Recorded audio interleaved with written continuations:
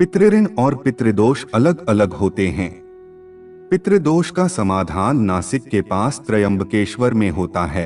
कहते हैं कि पुत्र या पुत्री की प्राप्ति के बाद पितृऋण समाप्त हो जाता है, लेकिन यदि पितृदोष है तो उसका समाधान करना मुश्किल होता है। लेकिन यदि व्यक्ति अपने कर्म को सुधारकर हनुमान जी की शरण में रहेगा तो उसे किसी भी प्रकार का दोष नहीं लगता है। ऋण 3 प्रकार के होते हैं: देव ऋण, ऋषि ऋण और पितृ ऋण। कहीं कहीं पर ब्रह्मा के ऋण का उल्लेख भी मिलता है। इस तरह 4 ऋण हो जाते हैं। पितृदोष व पितृ ऋण क्या है और इसका क्या उपाय है? वीडियो को अंत तक अवश्य देखें एवं चैनल पर नए हैं तो कृपया चैनल को सब्सक्राइब अवश्य करें। आइए जानें। ये दोष कई प्रकार का होता है।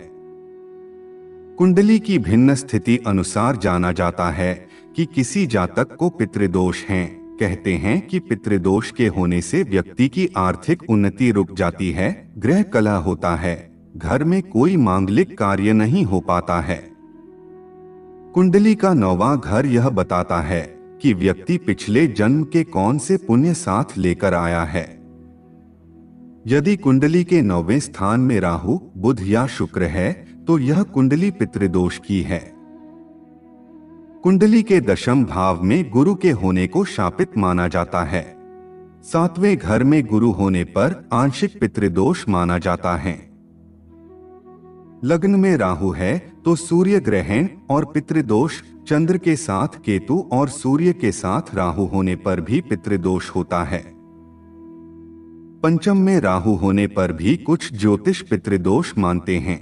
जन्म पत्री में यदि सूर्य पर शनि राहु केतु की दृष्टि या युति द्वारा प्रभाव हो तो जातक की कुंडली में पितृ ऋण की स्थिति मानी जाती है। विद्वानों ने पितृ दोष का संबंध बृहस्पति अर्थात गुरु से बताया है। अगर गुरु ग्रह पर 2 बुरे ग्रहों का असर हो तथा गुरु 4, 8, 12वें भाव में हो या नीच राशि में हो तथा अंशों द्वारा निर्धन हो तो यह दोष पूर्ण रूप से घटता है और यह पितृ दोष पिछले पूर्वज, बाप दादा परदादा से चला आता है जो 7 पीढ़ियों तक चलता रहता है।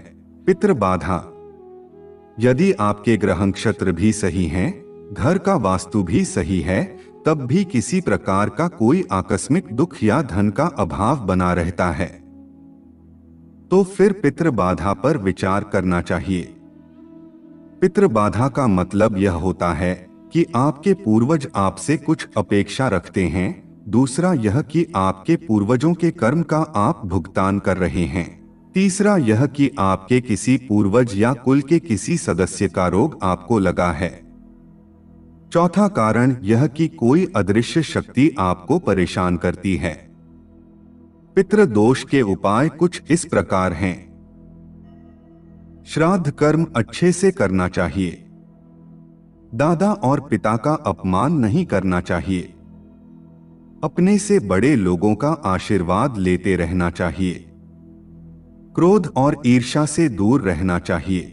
परिवार खानदान के सभी पुरुष सदस्यों से बराबरी से सिक्के लेकर उसे शनि मंदिर में दान कर देना चाहिए। प्रतिदिन हनुमान चालीसा पढ़ते रहना चाहिए। घर में गाय के घी का दीपक लगाना चाहिए। अतः तांबे के बर्तन में गौमूत्र और गंगा जल लेकर कूसा से घर में छींटा लगाना चाहिए। पितृ ऋण: पितृ ऋण कई तरह का होता है। हमारे कर्मों का, आत्मा का, पिता का, भाई का, बहन का, माँ का, पत्नी का, बेटी और बेटे का। स्वऋण या आत्म ऋण का अर्थ है कि जब जातक पूर्व जन्म में नास्तिक और धर्म विरोधी काम करता है तो अगले जन्म में उस पर स्वऋण चढ़ता है। मात्र ऋण से कर्ज चढ़ता जाता है और घर की शांति भंग हो जाती है। बहन के ऋण से व्यापार नौकरी कभी भी स्थायी नहीं रहती।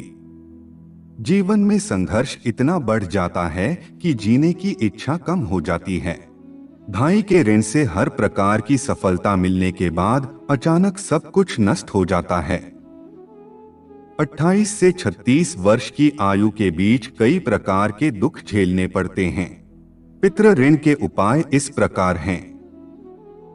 इस ऋण को उतारने के 3 उपाय: देश के धर्म अनुसार कुल परंपरा का पालन करना, पितृपक्ष में तर्पण और श्राद्ध करना और संतान उत्पन्न करके उसमें धार्मिक संस्कार डालना, प्रतिदिन हनुमान चालीसा पढ़ना, भ्रिकुटी पर शुद्ध जल का तिलक लगाना, तेरस, चौदस, अमावस्या और पूर्णिमा के दिन गुड़ घी की धूप देना, घर के वास्तु को ठीक करना और शरीर के सभी छिद्रों को अच्छी रीति से प्रतिदिन साफ सुथरा रखने से भी यह ऋण चुकता होता है। ब्रह्मा ऋण। पितृ ऋण के अलावा एक ब्रह्मा ऋण भी होता है, जिसे भी पितृ ऋण के अंतर्गत ही माना जा सकता है। ब्रह्मा ऋण वो ऋण है जो हम पर ब्रह्मा का कर्ज है। ब्रह्मा जी और उनके पुत्रों ने हमें बनाया तो किसी भी प्रकार के भेदभाव, छुआछूत, जाति आदि में विभाजित करके नहीं बनाया, परंतु पृथ्वी पर आने के बाद हमने उनके कुल को जातियों में बांट दिया, अपने ही भाइयों से विभाजित कर दिया। इसका परिणाम यह हुआ कि हमें युद्ध, हिंसा और अशांति को भोगना पड़ा और पड़ रहा है। दूसरी ओर यह ऋण हमारे पूर्वजों, हमारे कुल, हमारे धर्म, हमारे वंश आदि से जुड़ा है। इस ऋण को पृथ्वी का ऋण भी कहते हैं, जो संतान द्वारा चुकाया जाता है। बहुत से लोग अपने धर्म, मातृभूमि या कुल को छोड़कर चले जाते हैं। उनके पीछे यह दोष कई जन्मों तक पीछा करता रहता है। यदि कोई व्यक्ति अपने धर्म और कुल को छोड़कर गया है तो उसके कुल के अंत होने तक यह चलता रहता है, क्योंकि यह ऋण ब्रह्मा और उनके पुत्रों से जुड़ा हुआ है। ब्रह्मा ऋण के उपाय कुछ इस प्रकार हैं।